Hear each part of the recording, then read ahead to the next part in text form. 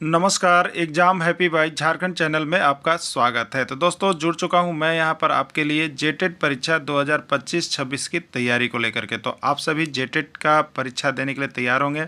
जेटेट परीक्षा बहुत जल्द होने वाली है, तो आप सभी यहां पे क्लासेज के लिए अवश्य जुड़ेंगे। आपको बताते चले, जेटेट में तैयारी को लेकर के बहुत तरह से आपके मन में कौतूहल बना हुआ होगा कि किससे तैयारी करें, कहाँ से तैयारी करें। तो आपको बताते चले, जेटेट परीक्षा में यदि आपको परचम लहराना है तो आप झारखंड राज्य के अनुमोदित पाठ्यक्रम JCERT किताब को पढ़ना कभी भी नहीं भूलेंगे। बाहर का प्रैक्टिस सेट लेकर के यदि आप पढ़ रहे हैं तो वो आपके साथ धोखा हो रहा है, ठीक है। तो आप JCERT जैक का किताब ले लीजिए, जो कि आपको झारखंड राज्य के सरकारी विद्यालयों में मिलते हैं।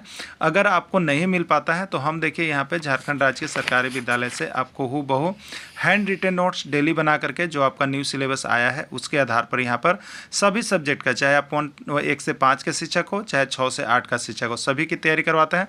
आप घर बैठे यहाँ पर क्षेत्रीय भाषा छोड़ करके सभी सब्जेक्ट का केवल 500 रुपये में तैयारी कर सकते, जिसके लिए देखिए यहाँ पर आपको मोबाइल नंबर दिया गया है 9631054226 पर आप संपर्क करके यहाँ से सभी कोर्सेज परचेज भी कर सकते हैं, तैयारी भी कर सकते हैं। बहुत सारे कोर्सेज बन गए हैं, तो आप अवश्य संपर्क कर लेंगे, घर बैठे ही तैयारी यहाँ से हो जाएगी। चलिए देखते हैं आगे। पंजाबी भाषा की लिपि है। देखिए, भाषा और लिपि से एक प्रश्न आपका हिंदी में आ जाता है, ठीक है। भाषा और लिपि से एक प्रश्न हिंदी में आ जाता है, इसलिए भाषा और लिपि को आपको अच्छा तरह से देख लेना है। इसका PDF आपको दे दिया गया है और बना भी दिया गया है, आप यहाँ देख लीजिए, ठीक है। पंजाबी की भाषा की लिपि क्या है? देवनागरी है, गुरुमुखी है, रोमन है या कोई नहीं, ठीक है। तो पंजाबी भाषा की लिपि क्या होती है? गुरुमुखी होती है पंजाबी भाषा की लिपि, ठीक है। हिंदी का देवनागरी और अंग्रेजी का रोमन। क्लियर? चलिए, लिपि को देख लेना है। लिपि का PDF वीडियो सब बना हुआ है। यहाँ पे कारक का इस तरह से PDF बनाया गया है कि आपको कारक से अगर कोई प्रश्न आएगा तो समझिए कि उसी PDF से आएगा, बाहर से आएगा ही नहीं आएगा, क्योंकि यूपी, MP, छत्तीसगढ़ सबका प्रश्न के साथ साथ आपको यहाँ पर जो है झारखंड के भी क्वेश्चन बैंक दिए गए हैं और उसमें जो कारक से आए हुए चीज़ें वो भी आपको बताया गया है। अब इस तरह से सरल शब्दों में समझाया गया है कि आपको वहाँ से पकड़ा ही जाएगा, ठीक है। इसलिए यहाँ से सारे संधि विच्छेद पूरे PDF को ले लीजिएगा। जो जो आपका सिलेबस अभी जेटेट न्यू सिलेबस बनाया गया है वो बन करके आपका तैयार हो गया है, ठीक है। चलिए, निरर्थक का सही संधि विच्छेद क्या है आपको बताना है। निर जोड़ अर्थक, निरह जोड़ अर्थक, निह जोड़ अर्थक, निरा जोड़ अर्थक। क्या होगा निरर्थक का सही संधि विच्छेद, ठीक है। तो निरर्थक का सही संधि विच्छेद क्या होता है? नि जोड़ अर्थक होता है, निह जोड़ अर्थक निरर्थक होता है। और ये कौन सा संधि हो गया? तो ये आपका हो गया विसर्ग संधि, ठीक है। विसर्ग संधि, क्योंकि जिसमें विसर्ग लग जाएगा किसी एक में भी तो विसर्ग संधि हो जाएगा। तो निह जोड़ अर्थक निरर्थक होगा, राइट आंसर C हो जाएगा। किस वाक्य में अपादान कारक है? आपको बताना है किस वाक्य में अपादान कारक है, ठीक है। राम ने रावण को तीर से मारा, मोहन से अब नहीं गाया जाता है, हिमालय से गंगा निकलती है, चाकू से फल काटा जाता है, ठीक है। तो सबसे पहले अपादान कारक तो बहुत महत्वपूर्ण कारक है, आप सभी को जानते हैं। अपादान कारक सबसे ज़्यादा बार पूछा जाने वाला प्रश्न अपादान कारक से, अगर कारक से आता है तो वो प्रश्न कहाँ से होता है? अपादान कारक से होता है, ठीक है। अपादान कारक का विभक्ति चिन्ह क्या होता है? तो अपादान कारक विभक्ति चिन्ह होता है से, ठीक है। और ये से किसके लिए आता है? तो एक दूसरे से अलग होने के लिए आता है, ठीक है। क्या होता है? एक दूसरे से अलग होने के लिए आता है, बिलगाव होने के लिए आता है और यहाँ पर हटने के लिए होता है, ठीक है। जैसे यहाँ पे इसका मुख्य जो एक प्रश्न सबसे ज़्यादा पर आता है वो आपका होता है कि पेड़ से पत्ता गिर रहा है। पेड़ से पत्ता गिर रहा है मतलब पहले ये पत्ता कहाँ था? पेड़ में था, अब पेड़ से गिर गया, मतलब पत्ता जो है पेड़ से अलग हुआ है, ठीक है।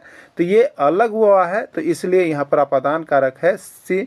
तो यहाँ पर हिमालय से गंगा निकलती है, यानी गंगा कहाँ से निकल रही है? हिमालय से, ठीक है। हिमालय से अलग हो रही है, क्लियर। तो ये से यहाँ पर विभक्ति चिन्ह आया है, इसलिए राइट आंसर इसका C होगा। जो शास्त्र हमें शब्दों और वाक्यों के शुद्ध प्रयोग की जानकारी देता है वह कहलाता है। वैसा शास्त्र जो हमें शब्दों और वाक्यों को शुद्ध प्रयोग की जानकारी देता है वह कहलाता है भाषा, लिपि, व्याकरण, कोई नहीं, ठीक है। तो जो शास्त्र हमें शब्दों और वाक्यों को शुद्ध प्रयोग की जानकारी देता है वह क्या कहलाता है? आपका व्याकरण कहलाता है। क्या कहलाता है? व्याकरण कहलाता है, जो हमें शब्दों और वाक्यों को शुद्ध प्रयोग की जानकारी देता है। देखिए, हर समय हर पल आपको यहाँ पर जेटेट निकालने के लिए आपको यहाँ पर हर तरह से आपको पीडीएफ, प्रैक्टिस सेट, ट्रिक सब कुछ बनाया गया है। और 1 to 5 शिक्षक की यदि आप तैयारी कर रहे हैं तो आपका 100% सब कुछ तैयार हो गया। आप यहाँ से जुड़ करके ले लीजिए और सारे सब्जेक्ट का पीडीएफ खरीद लीजिएगा। और जेसीईआरटी किताब से हूबहू आपका प्रश्न यहाँ पर एग्जाम में आने जा रहा है, जो कि झारखंड राज्य का अनुमोदित पाठ्यक्रम का होगा। ठीक है, तो आप सभी यहाँ से लेकर के सारे कुछ पढ़ करके ही जाएंगे। एग्जाम से अगर 2 दिन पहले भी आपको मिलता है तो आप यहाँ से पढ़ें और ले करके पीडीएफ जरूर देख करके जाएं, जिससे आपका यहाँ पर स्कोर बहुत ज़्यादा आपका बढ़ेगा। क्योंकि ये हैंड रिटन नोट्स आपको हर संभव ऐसे प्रश्नों को केवल बनाता है जो आपके एग्जाम से रिलेटेड है, एग्जाम में आए हुए हैं। ठीक है, चलिए अगला है निराशा का सही संधि विच्छेद है। निराशा का सही संधि विच्छेद क्या होगा आपको बताना है। ठीक है, नीरा जोड़ आशा, नीर जोड़ आशा, निह जोड़ आशा, निरह जोड़ आशा। ठीक है, निराशा का सही संधि विच्छेद क्या होगा। ठीक है, तो निराशा का सही संधि विच्छेद क्या होता है, तो नीह जोड़ आशा होता है। निह जोड़ आशा यानी हो जाता है निराशा। ठीक है, क्या हो जाता है, निराशा। निह जोड़ आशा, क्लियर। तो निह जोड़ आशा इसका सही संधि विच्छेद होगा। राइट आंसर सी हो जाएगा, विसर्ग संधि होगा। हे राम रक्षा करो वाक्य में कौन सा कारक है। हे राम रक्षा करो वाक्य में कौन सा कारक है। कर्ता कारक, कर्म कारक, अपदान कारक, संबोधन कारक। ठीक है, हे, अरे, हो, ये सब क्या होता है, तो संबोधन होता है। क्या होता है, संबोधन हम लोग करते हैं। ठीक है, तो जिसमें इस तरह कर रहे हैं ये संबोधन कर रहे हैं आप, इसलिए संबोधन कारक में चला जाएगा। ठीक है, इस वाक्य में संबोधन हे का प्रयोग किया गया है, तभी संबोधन कारक है। हम प्रतिवर्ष हिंदी दिवस मनाते हैं। हम प्रतिवर्ष हिंदी दिवस कब मनाते हैं, 14 जनवरी, 14 मई, 14 सितंबर या 14 अगस्त। कब मनाते हैं हम प्रतिवर्ष हिंदी दिवस। ठीक है, तो हम लोग प्रतिवर्ष हिंदी दिवस जो है वो 14 सितंबर को मनाया जाता है।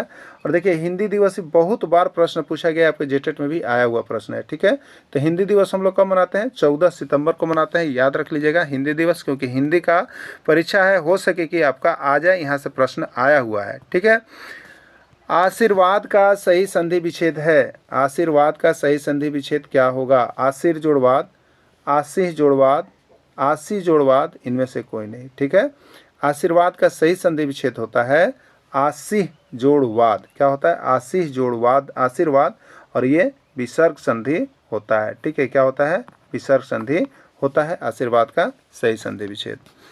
हिंदी में 15 में 15 लाने के लिए आप यहाँ से देखिए, जितना जेसीईआरटी किताब में आपको ग्रामर आया है उसको हमने यहाँ पे इंक्लूड कर दिया है। और विभिन्न राज्यों के जो शिक्षक पात्रता परीक्षा में पूछेगा उसको भी हमने यहाँ पर क्वेश्चन बैंक भी बना दिया है।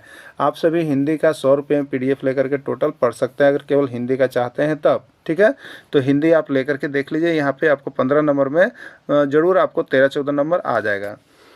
चारपाई पर भाई साहब बैठे हैं, इस वाक्य में कौन सा कारक है, करण कारक, कर्म कारक, अधिकरण कारक या संप्रदान कारक। ठीक है, कौन सा कारक है, तो यहाँ पर देखिए चारपाई पर जो है किसी चीज़ पर कोई चीज़ बैठा हुआ पर किस कारक का संकेत होता है, तो ये होता है अधिकरण कारक। किसका होता है, अधिकरण कारक का विभक्ति चिन्ह होता है में या पर। ठीक है, में या पर किस कारक का विभक्ति चिन्ह है, अधिकरण कारक। अधिकरण कारक का विभक्ति चिन्ह होता है में या पर होता है। ठीक है, भाषा का क्षेत्रीय रूप जो स्थान स्थान पर बदलता रहता है कहलाता है। भाषा का क्षेत्रीय रूप जो स्थान स्थान पर बदलता रहता है कहलाता है लिपि, भाषा, व्याकरण या बोली। ठीक है, तो भाषा का क्षेत्रीय रूप जो स्थान स्थान पर बदलते रहता है वो आपका कहलाता है बोली। क्या कहलाता है, बोली जो है, वाणी जो है वो बदलते रहता है जगह जगह पर। ठीक है, महेश का सही संधि विच्छेद है। महेश का सही संधि विच्छेद है। ठीक है, महो जोड़ इस, महा जोड़ इस, मही जोड़ इस और मही जोड़ इस। क्या होगा, महेश का सही संधि विच्छेद। ठीक है, महेश का सही संधि विच्छेद होगा महा जोड़ इस। महा जोड़ इस महेश का सही संधि विच्छेद हो जाएगा। ठीक समय पर आ जाना में कौन सा कारक है। ठीक समय पर आ जाना कौन सा कारक है। ठीक है, कर्ता कारक, कर्म कारक, करण कारक या अधिकरण कारक, कौन सा कारण होगा। ठीक है, तो यहाँ पर विभक्ति चिन्ह देखिए में या पर आया हुआ है, तो पर किस कारक का होता है, तो पर कारक जो होता है वो आपका अधिकरण कारक का होता है, तो ये अधिकरण कारक हो जाएगा। कौन सी लिपि दाएं से बाएं लिखी जाती है। कौन सी लिपि दाएं से बाएं लिखी जाती है। ठीक है, दाएं से बाएं कौन लिखा जाता है बताइए, उर्दू। ठीक है, लिखा जाता है उर्दू, उर्दू लिखा जाता है ना। ठीक है, दाएं से बाएं लिखा जाता है उर्दू। तो उर्दू की लिपि क्या है बताइए, फारसी है। फारसी है तो फारसी, यानी उर्दू के लिए फारसी, तो फारसी लिपि जो है वो दाएं से बाएं लिखी जाती है। ठीक है। अंतस्थ व्यंजन इसमें से कौन है? ठीक है, अंतस्थ व्यंजन इसमें से कौन है? य, र, ल या सभी। ठीक है, देखिए तो अंतस्थ व्यंजन, व्यंजन का नाम याद रखिएगा, क से स्टार्ट होता है ना, तो क, ख, ग, घ, अंग। ठीक है, क वर्ग, उसके बाद च वर्ग, फिर ट वर्ग, फिर त वर्ग। ठीक है, और फिर प वर्ग, ये म तक। तो क से लेके म तक जो होता है इसका नाम होता है स्पर्श व्यंजन। इसको हम लोग क्या कहते हैं? स्पर्श व्यंजन। उसके बाद म के बाद स्टार्ट होता है य, र, ल, व, ये चार गो, य, र, ल, व, ये चार गो, इसको हम लोग कहते हैं अंतस्थ व्यंजन। ठीक है, तो य, र, ल, व को अंतस्थ व्यंजन कहा जाता है। ऊष्म व्यंजन इसमें से कौन है? ऊष्म व्यंजन इसमें से कौन है? तो जिसमें बोलते समय ऊष्मा मुख से निकलती है उसको ऊष्म व्यंजन कहते हैं। और ऊष्म व्यंजन में नाम आता है, देखिए, तालब सा, मूर्धन सा, दंत सा और ह, ये चार गो। ठीक है, इसके ऊपर वाला चार गो कौन था बताइए? इसके ऊपर वाला चार गो था य, र, ल, व, तो ये अंतस्थ व्यंजन है। अंतस्थ व्यंजन के नीचे तालब सा, मूर्धन सा, दंत सा, ये ऊष्म व्यंजन है, ये ऊष्म व्यंजन है। ठीक है, तो ये ऊष्म व्यंजन है, तो इसमें ऊष्म व्यंजन कौन है आपसे पूछा गया है। ठीक है, तो इसमें राइट आंसर सभी हो जाएगा, तालब सभी है, मूर्धन सभी, दंत सभी है, यानी राइट आंसर सभी। ठीक है, इस सभी को ऊष्म व्यंजन कहा जाता है क्योंकि बोलते समय मुख से ऊष्मा निकलती है। क्लियर होगा, इसमें किसी का कोई डाउट नहीं है। ठीक है, देखिए प्रश्न इसी तरह से आएगा, ठीक है ना, कि ऊष्म व्यंजन इसमें से कौन है, तो याद रखिएगा ये सब सारा चीज व्यंजन। ऐसे आपको देखिए सिलेबस कुछ हट के है, लेकिन आपको यहाँ से प्रश्न हर राज्य में पूछा गया है, इसीलिए हम इसको भी आपको करवा दे रहे हैं कि देखिए हिंदी सबसे ईजी आपका बनने वाला है, और हिंदी 15 नंबर का प्रश्न रहेगा, और अगर आप 15 में यहाँ से 12 ले लाते हैं तो आपका जेटेट का स्कोर एकदम निकल रहा है। ठीक है, तो जो सब्जेक्ट आपको लगता है कि बहुत ईजी है तो उस पर खूब पकड़ बनाइए, जिससे कि वहाँ से भी न छूटे, नहीं तो अच्छा सब्जेक्ट होते हुए भी अगर आपका सब जगह से छूटेगा तो स्कोर खराब हो जाएगा। इसलिए उसमें हम किसी भी कदर आपको छोड़ने वाले नहीं है। ये सभी प्रश्न आए हुए आप देख लीजिएगा, और एक बार देख लीजिएगा तो आपकी मेमोरी में बना हुआ रहेगा, जिससे कि कोई भी प्रश्न आपको छूटने की संभावना नहीं रहेगी। ठीक है, संयुक्त व्यंजन इसमें से कौन है? संयुक्त व्यंजन इसमें से छ, त्र, ज्ञ, स्र या सभी। ठीक है, तो देखिए संयुक्त व्यंजन छ, ठीक है, त्र, ज्ञ और स्र, ये सभी संयुक्त व्यंजन है क्योंकि इसमें दो गो व्यंजन जुड़ करके इसको बनाए हैं। ठीक है, संयुक्त व्यंजन एकदम इंपॉर्टेंट प्रश्न है, सभी कोई दे के जाएंगे संयुक्त व्यंजन को, यहाँ से छोड़ेंगे नहीं। ठीक है, और संयुक्त व्यंजन छ का संधि विच्छेद है, संयुक्त व्यंजन का विच्छेद भी आता है। देखिए इसके पहले आपको हमने एक वीडियो दिया है, वर्ण विचार और उच्चारण स्थान दिया है ना, वर्ण विचार, और ये वर्ण विचार के अंतर्गत ही ये प्रश्न आपको यहाँ पे बना हुआ है, तो आप उस वीडियो को भी देख लीजिएगा, उसमें सारा कुछ आपको डिटेल से एकदम किया गया है। तो संयुक्त व्यंजन छ का विच्छेद क्या होता है आपको बताना है। ठीक है, तो संयुक्त व्यंजन छ का विच्छेद क में हलंत और स होता है, ये सर। ठीक है, आप इसको एकदम याद कर लीजिएगा, यहाँ से एक प्रश्न आपका रहेगा तो रहेगा। बुढ़ापा किस प्रकार की संज्ञा है आपको बताना है। ठीक है, सीजी टेट 2018 एमपी टेट में पूछा गया कि बुढ़ापा किस प्रकार की संज्ञा है। ठीक है, देखिए बता रहा था बुढ़ापा, ये क्या बता रहा है आपको?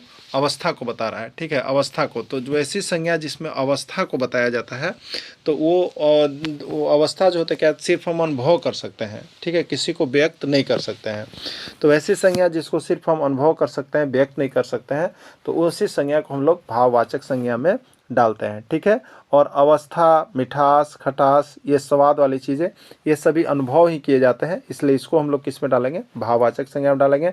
ये बहुत बार आया हुआ है आपका झारखंड में, सीजी टेट में, एमपी टेट सब में पूछा गया है, तो बुढ़ापा आपका जो है भाववाचक संज्ञा में चला जाएगा, राइट आंसर इसका बी हो जाएगा। मिठास किस प्रकार की संज्ञा है आपको बताना है कि जो मिठास है वो किस प्रकार की संज्ञा है। ये आर टेट 2014, एच टेट 2019 में पूछा गया है। ठीक है, राजस्थान में भी और हरियाणा में भी मिठास किस प्रकार की संज्ञा है। ठीक है, तो मिठास क्या है बताइए? मिठास को सिर्फ हम, जो भी व्यक्ति खाते हैं उसको अनुभव कर सकते हैं, उसको व्यक्त नहीं कर सकते हैं कि कितना मीठा लगा। ठीक है, तो अनुभव सिर्फ कर सकते हैं, और जितने भी स्वाद वाली चीज़ें हैं, स्वाद, ये सभी चीज़ों को अनुभव किया जाता है, व्यक्त नहीं किया जा सकता है। तो स्वाद वाली जो चीज़ है वो आपका चला जाएगा भाववाचक संज्ञा में। ठीक है, तो मिठास भी आपको भाववाचक संज्ञा है। क्लियर? चलिए नेक्स्ट है, शिक्षक किस प्रकार की संज्ञा है? बहुत बार प्रश्न आया है, बिहार टेट में भी आया है और सीजी टेट में आया है कि शिक्षक किस प्रकार की संज्ञा है? व्यक्तिवाचक, जातिवाचक, भाववाचक या कोई नहीं। ठीक है, देखिए शिक्षक यहाँ पर कहें तो शिक्षक क्या है? एक जाति है, शिक्षक जाति है। वकील क्या है? एक जाति है। ठीक है, हिंदू क्या है? एक जाति है। लेकिन अगर शिक्षक का नाम हम बोलें, किसी शिक्षक का नाम यदि हम लिख रहे हैं स्पेशल, तो वो आपको चला जाएगा व्यक्तिवाचक में। लेकिन केवल शिक्षक यदि हम बोल रहे हैं तो वो आपका चला जाएगा जातिवाचक में, क्योंकि ये एक जाति का नाम है। ठीक है, तो राइट आंसर इसका बी हो जाएगा। राम बाजार जाता है, यह किस काल का उदाहरण है? आपको बताना है कि राम बाजार जाता है यह किस काल का उदाहरण है? संदिग्ध भूत का। संदिग्ध में क्या होता है? संभावना बना हुआ रहता है कि वह कर रहा होगा, वह पढ़ रहा होगा या वह पढ़ेगा, ये संभावना बनी हुई रहती है। और संदिग्ध वर्तमान काल में मतलब कि वर्तमान काल में संदिग्ध होता है कि वह पढ़ रहा है, मतलब संभावना यहाँ पर बताया जाएगा, शायद वह पढ़ रहा है, तो ये संभावना जब बताया जाएगा तो संदिग्ध में जाएगा।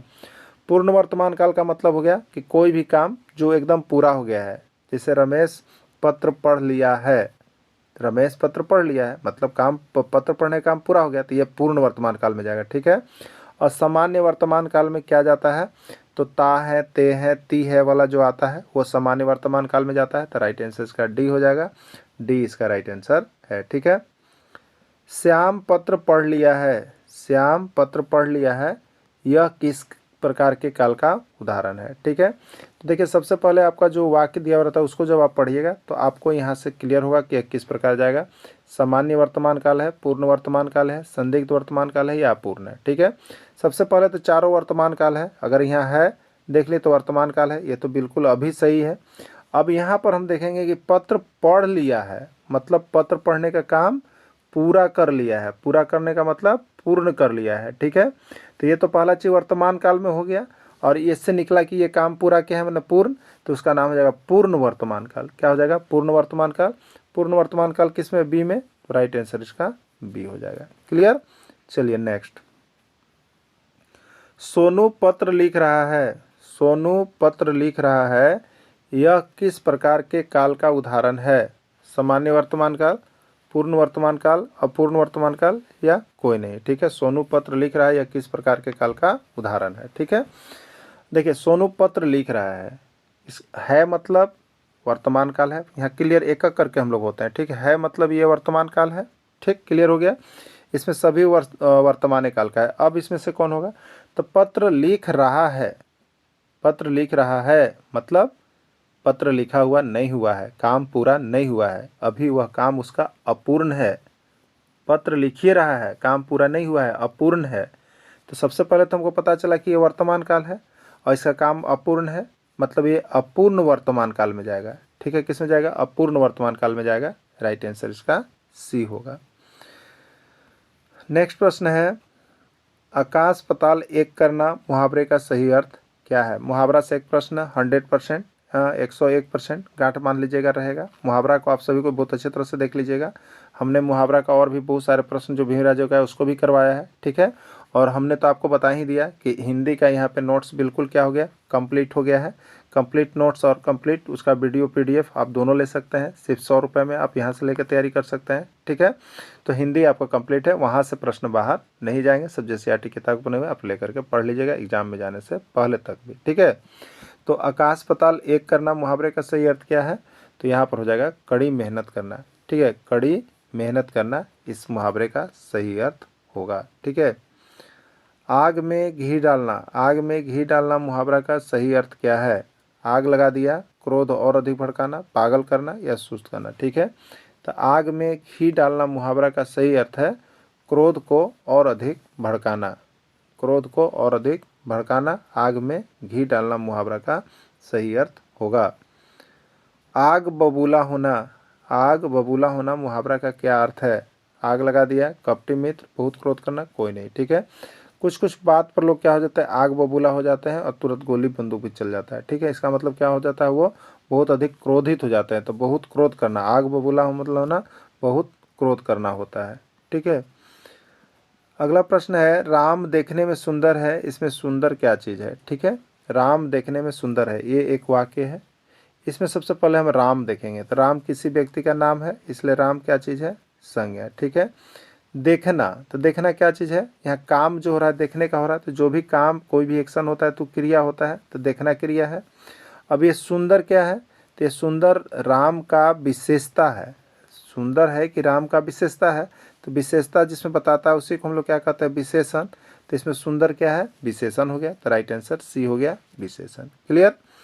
चलिए नेक्स्ट देखिएगा, वह झगड़ालू आदमी है, इसमें विशेषण कौन है? वह झगड़ालू आदमी है, इसमें विशेषण कौन है? ठीक है। वह क्या चीज़ है बताइए? तो वह जो है ये संज्ञा के बदले में आया है। ठीक है। तो संज्ञा के बदले में जो आता है उसको हम लोग क्या कहते हैं बताइए? सर्वनाम कहते हैं। तो वह सर्वनाम है। ठीक है। और झगड़ालू, झगड़ालू मतलब क्या चीज़ है? गुण है या क्या है? विशेषता है। तो जिसमें विशेषता बताता है वो तो विशेषण होता है ना, तो झगड़ालू विशेषण हो जाएगा। तो राइट आंसर बी, झगड़ालू विशेषण। वह क्या है? सर्वनाम है। ठीक है। क्लियर हो गया। शब्द से विशेषण कौन सा बनेगा आपको बताना है। नमक शब्द से विशेषण बनेगा नमकीला, नमकीन, नमन या कोई नहीं। ठीक है। तो नमक शब्द से कौन सा विशेषण बनेगा? नमकीन बनेगा। ठीक है। कौन सा विशेषण बनेगा? नमकीन है, नमक का विशेषण नमकीन होगा। अपमान शब्द से विशेषण बनेगा। देखिए आपको बता देते हैं, ये विशेषण बनने वाला एक जो प्रश्न है आपका आता है। ठीक है। विशेषण बनने वाला एक प्रश्न जो है आपका आता है। तो अपमान शब्द से कौन सा विशेषण बनेगा? यहाँ पे अपमानित बनेगा। ठीक है। अपमान शब्द से कौन सा विशेषण बनेगा? अपमानित बनेगा। ठीक। चलिए, धन शब्द से कौन सा विशेषण बनेगा? धनी, धनाढ़, धनवान या कोई नहीं। धन शब्द से कौन सा विशेषण बनेगा? तो धन शब्द से जो विशेषण बनेगा वो आपका धनवान बन जाएगा। ठीक है। सुरेश ने कहा मनोज अब जवानी की ओर जा रहा है। सुरेश ने कहा कि मनोज अब जवानी की ओर जा रहा है। इस वाक्य में भाववाचक शब्द कौन है? ठीक है। सुरेश क्या है बताइए? सुरेश संज्ञा है। मनोज क्या चीज़? संज्ञा है। और जवानी क्या चीज़ है बताइए? अवस्था है। अभी आपको इसका पहले प्रश्न आया था, अवस्था है। तो जो अवस्था को बता रहा होगा वो भाववाचक संज्ञा में जाएगा। ठीक है। तो अवस्था ये भाववाचक संज्ञा है और जवानी जो है ये क्या है आपका? भाववाचक शब्द है। ठीक है। तो भाववाचक शब्द इसमें कौन हुआ? जवानी। तो जवानी कहाँ पे है? डी में है। तो राइट आंसर आपका डी हो जाएगा। ठीक है। यह भाववाचक शब्द है। थाली का बैगन होना मुहावरा का सही अर्थ क्या है? थाली का बैगन होना मुहावरा का सही अर्थ क्या है? कष्ट देना, जिसका अपना कोई विचार नहीं हो, उदार होना, व्यंग वचन बोलना। ठीक है। तो थाली का बैगन होना मतलब जिसका अपना कोई विचार नहीं हो, घूमते रहना, दूसरे के विचार पर काम करते रहना। ठीक है। दीर्घायु का विलोम शब्द है अल्पच, सर्वायु, मोक्ष या अल्पायु। दीर्घायु का विलोम शब्द क्या होता है? ठीक है। दीर्घायु जिसका लंबा आयु हो और अल्पायु मतलब जिसका आयु कम हो। तो दीर्घायु का विलोम शब्द अल्पायु होता है। अंधों में काना राजा मुहावरा का सही अर्थ क्या है? अंधों में काना राजा मुहावरा का सही अर्थ क्या है? मूर्खतापूर्ण व्यवहार, लज्जित होना, मूर्खों में थोड़ा समझदार या कोई नहीं। ठीक है। तो अंधों में काना राजा का है मूर्खों में थोड़ा समझदार व्यक्ति को होना ही कहते हैं अंधों में काना राजा है। ठीक है। अपना उल्लू सीधा करना मुहावरा का अर्थ क्या है? सबसे अलग रहकर काम करना, अपना स्वार्थ पूरा करना, स्वयं अपना अहित करना, कोई नहीं। ठीक है। अपना उल्लू सीधा करना मुहावरा का सही और शाब्दिक अर्थ है यहाँ पर अपना उल्लू सीधा, अपना स्वार्थ पूरा करना। ठीक है। चलिए अगला, अपनी खिचड़ी अलग पकाना। अपनी खिचड़ी अलग पकाना मुहावरा का सही अर्थ क्या? देखिए मुहावरा से आपका 2 प्रश्न आपके एग्जाम में रहेगा, नहीं तो एक प्रश्न आपका फिक्स रहेगा जेटेट न्यू सिलेबस में, या आप 2012-2016 किसी में देखे होंगे, यहाँ पर मुहावरा से एक प्रश्न रहता ही है, आपका भी रहेगा। मुहावरा सबको देख लीजिएगा। ठीक है। अपनी खिचड़ी अलग पकाना मुहावरा का सही अर्थ क्या है? सबसे अलग रहकर काम करना, अपना स्वार्थ पूरा करना, स्वयं अपना हित करना या कोई नहीं। ठीक है। तो अपना खिचड़ी अलग पकाना मतलब सबसे अलग रहकर काम करना, इसका अर्थ हो गया। ठीक है। अगला है राम मोबाइल चोरी करके भागा है। राम मोबाइल चोरी करके भागा है। इसमें रेखांकित शब्द में कौन सी संज्ञा है? ठीक है। देखिए राम मोबाइल ये रेखांकित शब्द है, मोबाइल संज्ञा है, संज्ञा है ये तो जरूर है मोबाइल, लेकिन ये पूरे मोबाइल जाति का बोध करा रहा है। अगर यहीं पर रहता नोकिया का मोबाइल है, ठीक है, राम नोकिया मोबाइल चोरी करके भागा, तो नोकिया मोबाइल का नाम हो जाता, तो ये व्यक्तिवाचक में जाता, लेकिन मोबाइल क्यों लिख दिया? तो ये संज्ञा और ये जो है आपका चला जाएगा किस में? तो ये आपका चला जाएगा जातिवाचक में। ठीक है। जातिवाचक में से गुरु शिष्य में समास है। हरियाणा टेट 2021 का पूछा गया प्रश्न। ठीक है। तत्पुरुष समास, कर्मधारय समास, द्वंद्व समास या द्विगु समास, कौन सा समास है आपको? हाँ, गुरु शिष्य में। ठीक है। गुरु शिष्य को जब आप विभक्ति करेंगे तो गुरु और होता है शिष्य, गुरु और शिष्य, ठीक है। गुरु अपोजिट, और का मतलब योजक चिन्ह, इसलिए यह जो है आपको द्वंद्व समास में चला जाएगा। राइट आंसर आपका सी हो जाएगा।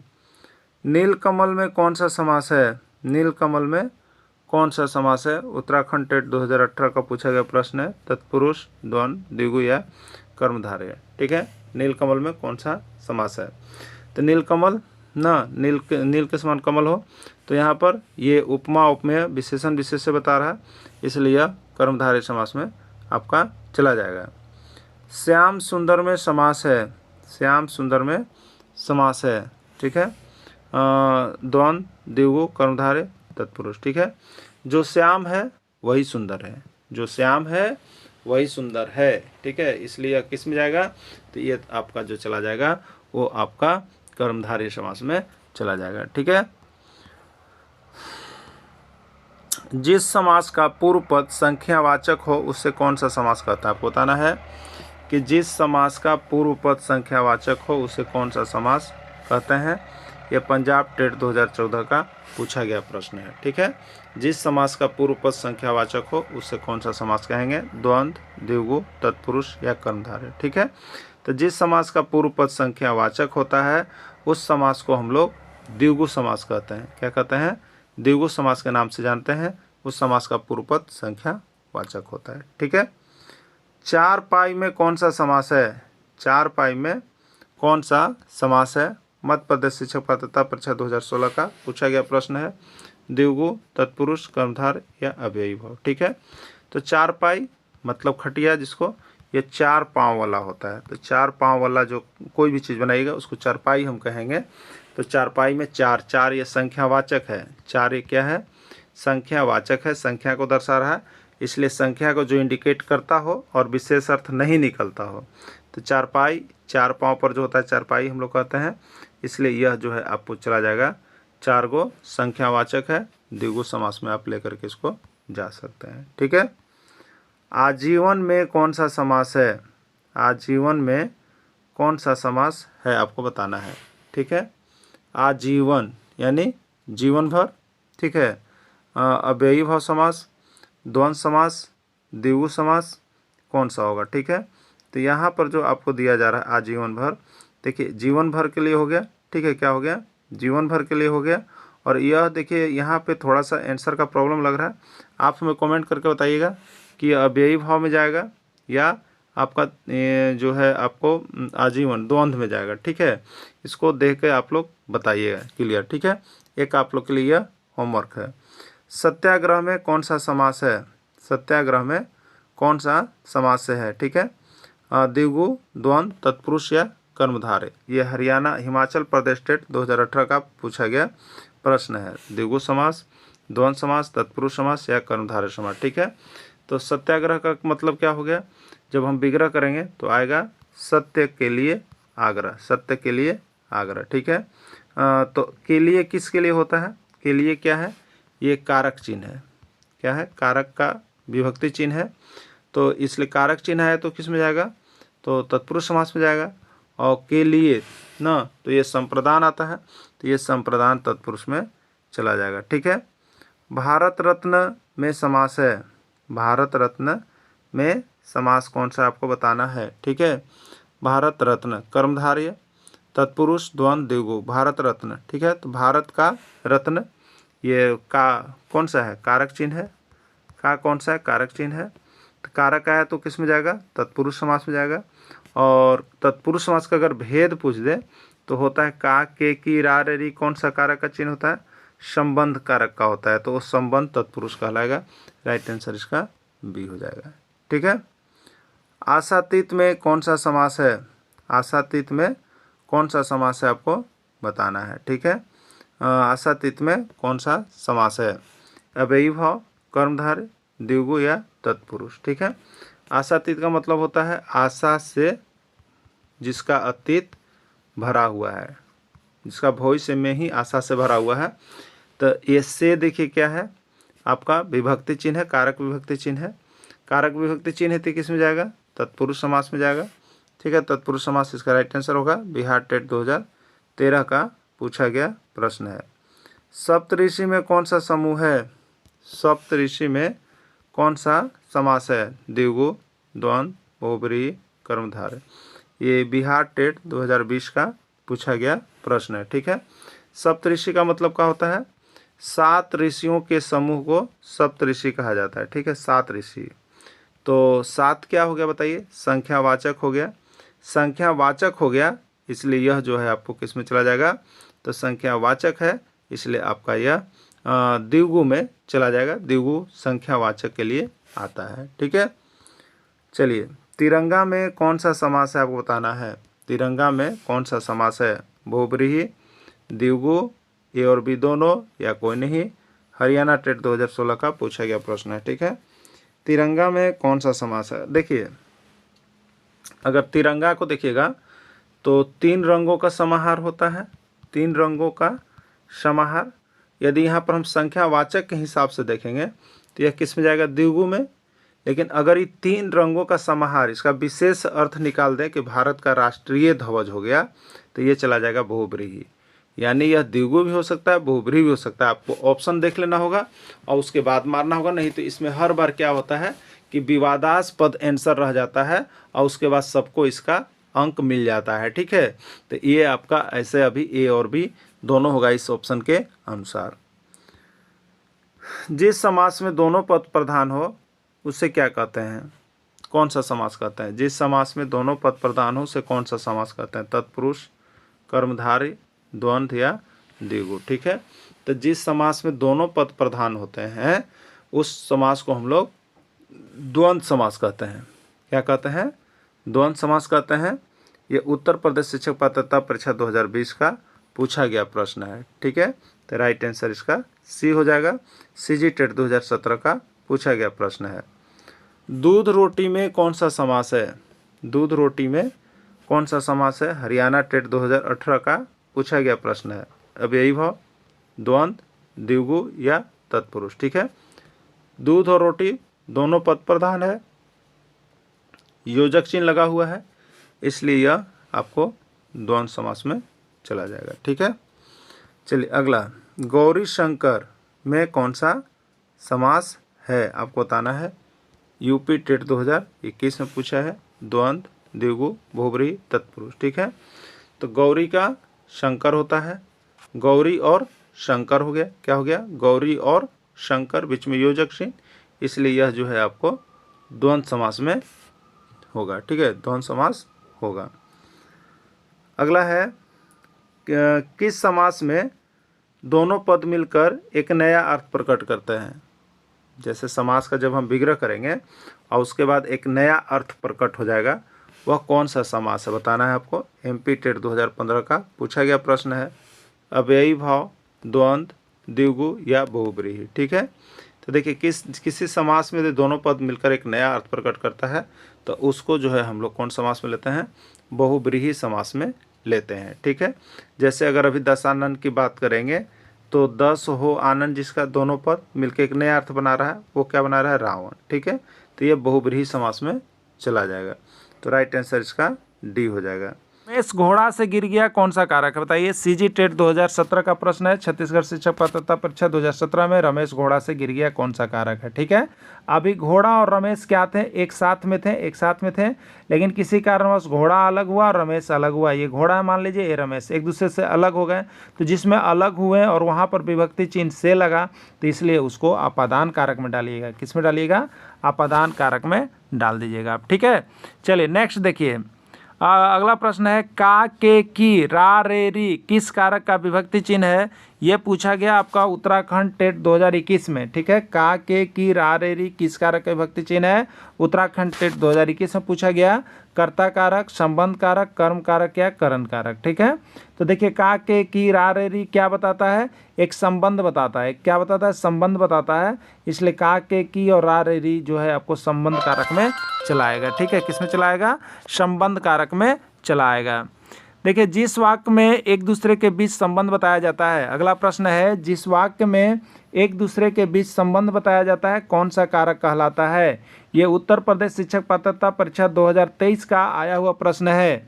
तो जिस वाक्य में एक दूसरे के बीच संबंध बताया जाता है, कौन सा कारक होगा? कर्ता कारक, कर्म कारक, करण कारक या संबंध कारक। ठीक है, तो जिस वाक्य में एक दूसरे के बीच संबंध बताया जाता है उसको हम लोग संबंध कारक में कहेंगे, जिसके लिए यहाँ पर विभक्ति चिन्ह का, के, की, रा, रे, री का प्रयोग किया जाता है। ठीक है, चलिए देखिए, यह राम का लड़का है, ये राम का लड़का है, ये राम का लड़का है।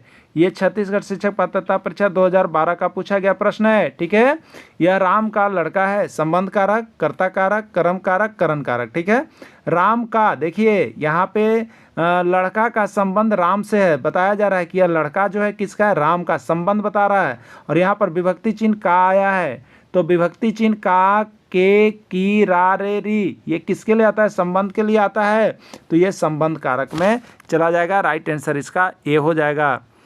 राधा सीता की बहन है, बताइए क्या बता रहा है वाक्य में?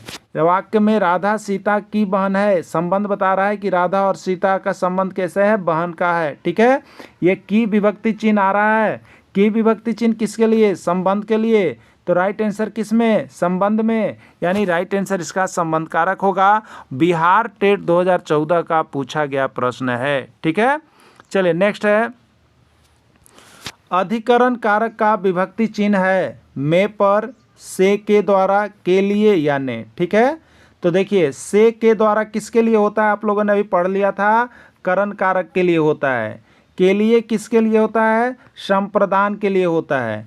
ने किसके लिए होता है? कर्ता कारक के लिए होता है। ठीक है, बच गए आपके पास में और पर, तो यहाँ पर में और पर का जो विभक्ति चिन्ह है वो आपका अधिकरण कारक के लिए ही होता है। अधिकरण कारक का विभक्ति चिन्ह में या पर होता है, जिसमें किसी को आश्रय दिया जाता है, स्थान दिया जाता है, किसी का जगह दिया जाता है, वो अधिकरण कारक है। ठीक है, देखिए वाक्य को देख के आप लोग समझने का प्रयास कीजिएगा। चिड़िया घोंसला के अंदर है, बताइए, चिड़िया घोंसला के अंदर है। ठीक है, यानी चिड़िया का आश्रय कहाँ है? स्थान कहाँ है रहने का? घोंसला में। ठीक है, तो ये आश्रय दिया जा रहा है, चिड़िया का जगह है घोंसला, वहाँ का रहने के बारे में बताया जा रहा है। इसलिए किसी का अधिकरण में या पर होता है, तो जहाँ पर उसका स्थान हो जाए वो अधिकरण कारक होगा, इसलिए इसका राइट आंसर ए होगा, अधिकरण कारक हो जाएगा। ठीक है, रमेश बस में बैठा है, कौन सा कारक है? बताइए, रमेश बस में बैठा है, कौन सा कारक है? उत्तर प्रदेश शिक्षक पात्रता परीक्षा 2017 का प्रश्न है कि रमेश बस में बैठा है। कर्ता कारक, कर्म कारक, करण कारक, अधिकरण कारक। ठीक है, देखिए रमेश बस में बैठा है, बिल्कुल सही है। तो रमेश का आश्रय कहाँ है? रमेश अभी बैठने का स्थान कहाँ है? कहाँ उसको बैठने के लिए आश्रय दिया गया है? बस में। तो जिसमें किसी भी व्यक्ति का आश्रय दिया जाता हो, रहने का स्थान दिया जाता हो, तो उसके लिए विभक्ति चिन्ह में या पर का प्रयोग किया गया हो, तो वह आपका अधिकरण कारक होगा। राइट आंसर इसका डी होगा, अधिकरण कारक होगा ना। देखिए नोट में क्या लिखा हुआ है, जिस वाक्य में किसी को कहीं भी आश्रय या बैठने का जगह दिया जाता है, अधिकरण कारक कहलाता है। जिस वाक्य में किसी को कहीं भी आश्रय या बैठने का जगह दिया जाता है, अधिकरण कारक कहलाता है। नेक्स्ट प्रश्न है, मित्रों मेरी सहायता करो, मित्रों मेरी सहायता करो, कौन सा कारक है? संप्रदान, संबोधन, संबंध, कर्ता कारक। ठीक है, तो मित्रों मेरी सहायता करो, क्या कहा जा रहा है? संबोधन। जिस वाक्य में किसी को कुछ बोला जाए, सलाह दिया जाए, कुछ करने के लिए आदेश दिया जाए, तो वो यहाँ पर जो है आपको संबोधन किया जा रहा है। क्या किया जा रहा है? संबोधन किया जा रहा है। आप संबोधन कारक में उसको डालेंगे और संबोधन कारक के लिए विभक्ति चिन्ह जो है इसको, इसका प्रयोग कीजिएगा। ठीक है, तो देखिए यहाँ पर पंजाब टेट 2016 में पूछा गया है, भाई मुसीबत का सामना हिम्मत से करो। ये हरियाणा टेट 2018 का है, भाई मुसीबत का सामना हिम्मत से करो, कौन सा कारक है? संबोधन, संबंध, कर्ता या कर्म। ठीक है, तो भाई मुसीबत का सामना हिम्मत से करो, इस वाक्य में क्या है? आपको कुछ बताया जा रहा है कि मुसीबत जब भी हो तो उसका सामना के लिए हिम्मत रखना चाहिए। तो भाई मुसीबत का सामना करो हिम्मत से, ये संबोधन है, किसी को कुछ बताया जा रहा है, संबोधन कारक में चला जाएगा। ठीक है, नोट्स बनाया हुआ है, संज्ञा या सर्वनाम का वह रूप जिसको पुकारने के लिए, बुलाने के लिए या बोलने का बोध करता है, संबोधन कारक होता है। इसके लिए जो चिन्ह होता है ये एक्सक्लामेशन साइन का प्रयोग होता है। ठीक है, चलिए पेड़ से पत्ता गिर रहा है कौन सा कारक है बताइएगा। पेड़ से पत्ता गिर रहा है कौन सा कारक है। यूपी टेट 2014 का अपादान, संप्रदान, अधिकरण या कर्ता। ठीक है, तो पेड़ से पत्ता गिर रहा है ये अपादान कारक है। अपादान कारक में अलगाव या बिलगाव होता है, कोई चीज़ एक दूसरे से अलग होता है, तो पेड़ से पत्ता अलग हो गया इसलिए यह अपादान कारक में चला जाएगा। अर्पणा स्कूटी से बाजार जाती है, ये मध्य प्रदेश शिक्षक पात्रता परीक्षा 2016 का प्रश्न है। अर्पणा स्कूटी से बाजार जाती है कौन सा कारक है। ठीक है, अर्पणा का बाजार जाने का साधन क्या है, स्कूटी है। तो जिसमें किसी साधन का प्रयोग किया गया हो और वहाँ पर सेल लगाया गया हो तो वह आपका साधन का प्रयोग करण कारक के लिए होता है। किसके लिए होता है, करण कारक के लिए। अभिषेक अपनी माँ को कार दिया कौन सा कारक है, ये हरियाणा टेट 2018 का पूछा गया प्रश्न है। कर्ता कारक, संप्रदान कारक, अपादान कारक, संबंध कारक। ठीक है, अभिषेक क्या कर रहा है, अपनी माँ को कार दिया। तो जिस वाक्य में किसी को कुछ दिया जाता हो, किसी को लेन देन किया जाता हो, दान दिया जाता हो, तो वो संप्रदान कारक होता है। संप्रदान कारक में जाएगा, राइट आंसर इसका बी होगा। रमेश सीता का भाई है कौन सा कारक है बताना है आपको। रमेश सीता का भाई है कौन सा कारक है, कर्ता, कर्म, करण, संबंध। ठीक है, रमेश और सीता का यहाँ पर संबंध बताया जा रहा है कि रमेश जो है सीता का भाई है, इसलिए यहाँ पर विभक्ति चिन्ह का, के, की, रा, रे, री का आया है, तो ये संबंध कारक होगा। जिसमें संबंध एक दूसरे के बीच बताया जा रहा हो वैसे वाक्य को संबंध कारक में आप ले जाएंगे। ठीक है, तो यहाँ पर हिंदी का जो जेटेट न्यू सिलेबस आया गया है उसके आधार पर आपको हिंदी का सारा PDF नोट्स आपको बनाया हुआ मिल जाएगा। थ्योरी क्लासेस, साथ में वीराजो के शिक्षक पात्रता परीक्षा पूछे गए प्रश्न, साथ में क्वेश्चन बैंक भी आपको करवाए जाएंगे। तो आप सभी डेली क्लासेज के लिए अवश्य जुड़िएगा। और जितना बहुत ही चीप रेट में आप घर बैठे ही यहाँ पर जेटेट 101% पास करने की आपको गारंटी हम दे रहे हैं। तो आप सभी जुड़ के यहाँ से नोट्स PDF वीडियो देखना कभी भी नहीं भूलेंगे।